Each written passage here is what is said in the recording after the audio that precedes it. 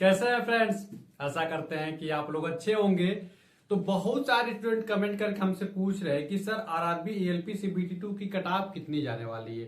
और बहुत सारे स्टूडेंटों ने ये भी बताया कि बहुत सारे यूट्यूबर ऐसे हैं जो बता रहे हैं कि 90 प्लस कट ऑफ चली जाएगी। तो मैं बताने वाला हूं कि क्या सच में आपकी जो कट ऑफ जाएगी एलपी सीबीटी2 की वो 90 को पार कर जाएगी, यानी 90 प्लस कट ऑफ जाने वाली है एलपी सीबीटी2 की, वो भी हम लोग देखने वाले हैं। और आपके मॉक टेस्ट में कितने स्कोर आ रहे हैं तो आपका सिलेक्शन अपना पक्का समझिए, और कितना भी कम आ रहा है तो आपको कितना मेहनत करने की जरूरत है उस पर हम लोग बात करने वाले हैं। और एक वीडियो और इम्पोर्टेंट है कि आरआरबी जेई का जो सीबीटी2 का एग्जाम डेट है, और उसी के साथ बहुत सारे स्टूडेंट ऐसे हैं जो कमेंट करके पूछे कि टेक्नीशियन का उनका डॉक्यूमेंट वेरिफिकेशन भी है, तो इन लोगों को क्या करना चाहिए उस पर भी हम लोग बात करने वाले हैं। तो सबसे पहले हम बात कर लेते हैं कि आपकी कट ऑफ को लेकर, कि बहुत सारे स्टूडेंट ऐसे हैं जो लगातार कमेंट करके पूछे हैं कि 90 प्लस कट ऑफ जाएगी क्या सर।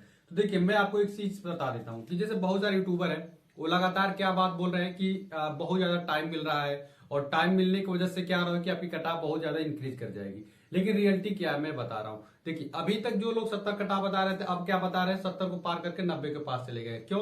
क्योंकि कह रहे हैं उनको पास ज्यादा आपको टाइम मिल गया। लेकिन सच्चाई क्या है कि हम कह रहे हैं आज एग्जाम ले लीजिए, या 1 महीने बाद लीजिए, या 1 साल बाद लीजिए, ठीक है। कभी भी आप देखेंगे कि कितना भी एग्जाम पोस्टपोन होता जाता है तो ऐसा नहीं कि कट ऑफ 100% चली जाती है। अगर 1 महीने के लेट होने से अगर 20 नंबर इंक्रीज हो जाएगा तो ऐसा नहीं है कि 1 महीना और लेट हो जाएगा तो 110 चला जाएगा। बातों को समझिए, रियलिटी क्या है वो सारी चीजें समझना जरूरी है। कोई कह दे रहा हवाबाजी में आके कुछ भी बोल दे रहा है वो बिल्कुल गलत है भाई, ऐसा कुछ होता नहीं। रियलिटी क्या है, मैं खुद लगातार एग्जाम देता हूं तो मुझे अच्छे तरीके से पता है कि होता क्या है। जैसे मेरे हेड ऑपरेटर में देखेंगे 3 साल बाद एग्जाम हुआ था, लेकिन ऐसे बात थोड़ी है कि बहुत ज्यादा स्कोर लोग लेके आ गए। बातों को समझिए। तो रियलिटी क्या है कि आपको अप्रोक्स एक तरीके से नंबर लाने रहते हैं। तो अब आरआरबी एएलपी सीबीटी2 की अगर बात करते हैं ना, आरआरबी एएलपी सीबीटी2, ठीक है, एएलपी सीबीटी2 की कट ऑफ की बात करते हैं तो जो 90% वाली बात लोग कह रहे हैं ना कि 90 कट ऑफ चली जाएगी 90 प्लस को, तो भाई ये बिल्कुल गलत है। चाहे मैं बता रहा हूं ना गारंटी के साथ, चाहे 1 महीना नहीं हम करें 2 महीना भी दे दो ना, 3 महीना भी दे दो, 4 महीना भी दे दो ना, तब भी 90 प्लस कट ऑफ नहीं जाएगी गारंटी के साथ, चाहे हम कोई कितना भी पढ़ाई करे। रियलिटी बता रहा हूं कि चाहे कोई कितना भी पढ़ ले ना, 1 महीना 2 महीना 3 महीना 4 महीना अगर टाइम दे दिया जाए, तभी भी आपकी 90 प्लस कट ऑफ किसी भी कंडीशन में जा ही नहीं सकती, जाएगी ही नहीं, समझ लो जाएगी ही नहीं। तो जो स्टूडेंट इसको लेके बहुत ज्यादा परेशानी से, बहुत सारे स्टूडेंट कमेंट करके लगातार बोलते हैं कि सर हम तो बहुत ज्यादा मेहनत कर रहे हैं। सोचिए उस लड़के का 62,000 में रैंक 500 के आसपास थी, फिर भी वो डर रहा है कि सर 90 प्लस लोग कटा बता रहे हैं। तो बिल्कुल डरने की जरूरत नहीं, इतनी कटाव तो कतई किसी तरीके से नहीं जाने वाली है।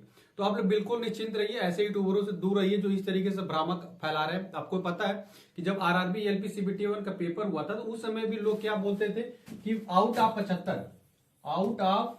75 में से भी लोग कितना कटा बता रहे थे आप लोगों का 55 प्लस।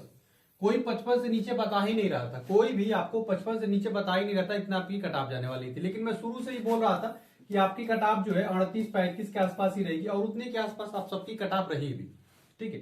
तो ये बिल्कुल गलत है। आप कितना भी कुछ कह दीजिए, अन्य यूट्यूबर को क्या वो लोग बोल के चले जाएंगे, उनका क्या ही करना है। वो अलग से मोटिवेशन दे देंगे, फर्जी वाला मोटिवेशन दे देंगे, वो मोटिवेशन काम करता नहीं है। रियल में जो आपका जेन्युइन जो रहेगा वही मोटिवेशन आपका काम आता है, जो आपकी मेहनत होती है।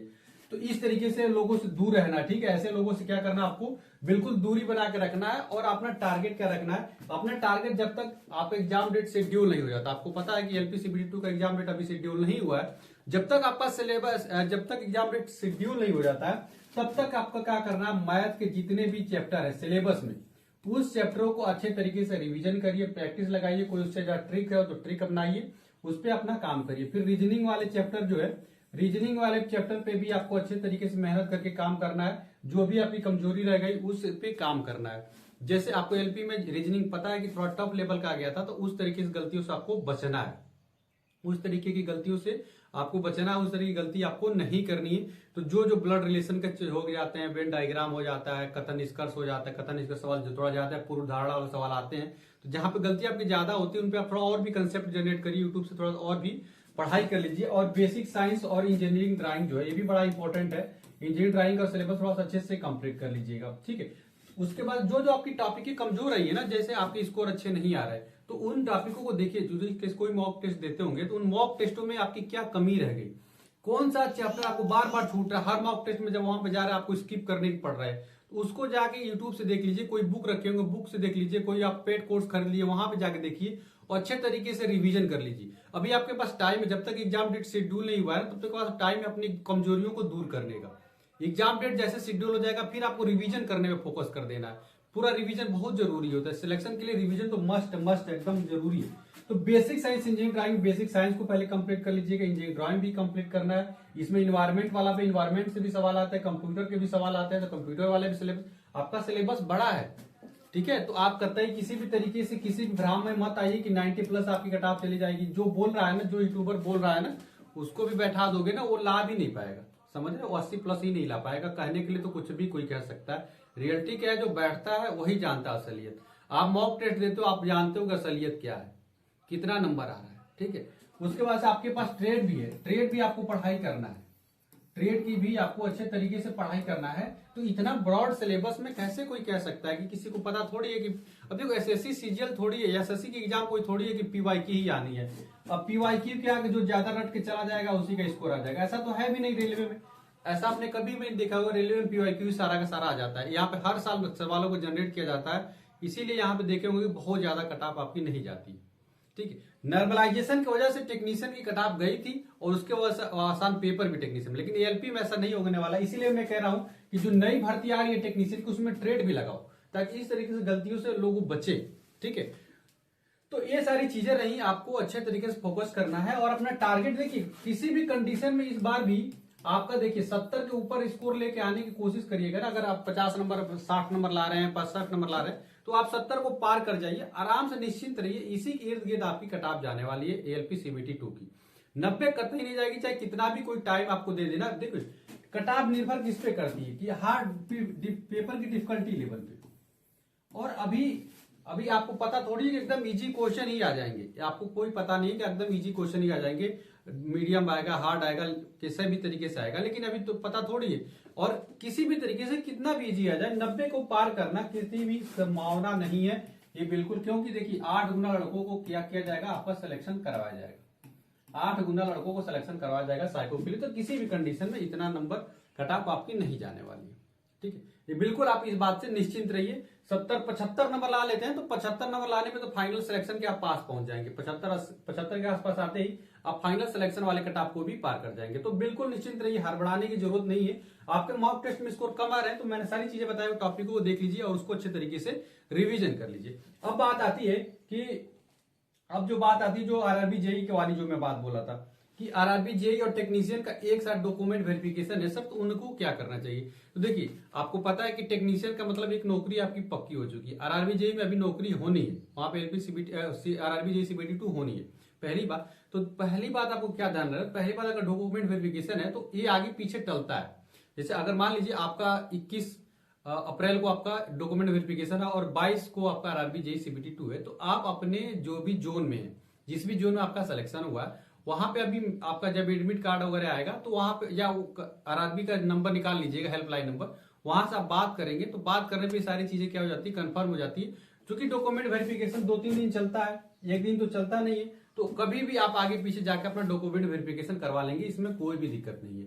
बात कर लेंगे तो आपका काम हो जाएगा, बात नहीं करोगे बिना कुछ बताए या अपने खुद डिसीजन कर लोगे कि बाद में जाकर मैं अपना डॉक्यूमेंट वेरिफिकेशन करवाऊंगा, तो बिल्कुल नहीं होगा, फिर परेशान हो जाए। बात तो लो, कंफर्म कर लो, कॉल रिकॉर्डिंग वगैरह सब कुछ रख लो, अपने पास एक प्रूफ हो जाना चाहिए और ये पता कर लो कि वहां पर डॉक्यूमेंट वेरिफिकेशन कितने कितने दिनों में हो रहा है। अगर आगे पीछे हो रहा है डॉक्यूमेंट वेरिफिकेशन तो निश्चित तौर पर आपको डॉक्यूमेंट वेरिफिकेशन आपको छोड़ के आप आरआरबी जेई सीबीटी 2 में जाना चाहिए, ठीक है।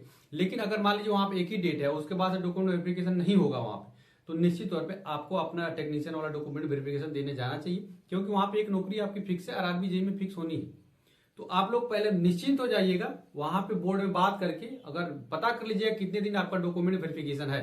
अगर 2-3 दिन 4 दिन तक डॉक्यूमेंट वेरिफिकेशन है तब तो कोई भी बात नहीं, कभी भी जाएंगे तो डॉक्यूमेंट वेरिफिकेशन हो जाएगा। लेकिन जब पैनल उठ जाती है फिर ये सब बहुत सारी समस्याओं से आपको गुजरना पड़ता है, एब्सेंट लाखपा लगा दिया जाएगा। लेकिन अब बात कर लिया रहेंगे तो कोई भी दिक्कत नहीं होगा। तो पहले अपने बोर्ड में बात करने के बाद, कंफर्म होने के बाद ही आप आरआरबी जेई सीबीटी 2 की तरफ जाइएगा।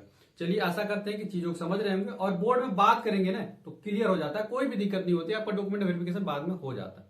चलिए आशा करते हैं वीडियो अच्छी लगी हो तो वीडियो को लाइक कर दीजिएगा, चैनल को जरूर सब्सक्राइब कर लीजिएगा और बिल्कुल भ्रम में रहिएगा कि 90 प्लस कट ऑफ जाएगी, बिल्कुल नहीं जाएगी भाई। 70 से 75 नंबर आपके आ जाएंगे तो निश्चित तौर पे एएलपी आप बन जाएंगे, इंजन चलाने लगेंगे, लोको पायलट आपका बनने का जो सपना है, बहुत ज्यादा पैसा छापने का जो सपना है, वो निश्चित तौर पे पूरा हो जाएगा। आशा करते हैं वीडियो अच्छी लगी तो वीडियो को लाइक कर दिया, कमेंट करके जरूर बताइएगा कि आज की वीडियो आपको कैसे लगी, कितना हेल्पफुल रही। और मिलते अगली वीडियो में फ्रेंड्स, तब तक के लिए फ्रेंड्स जय हिंद। व्हाट्सएप ग्रुप को डिस्क्रिप्शन में उससे भी जुड़ जाइए।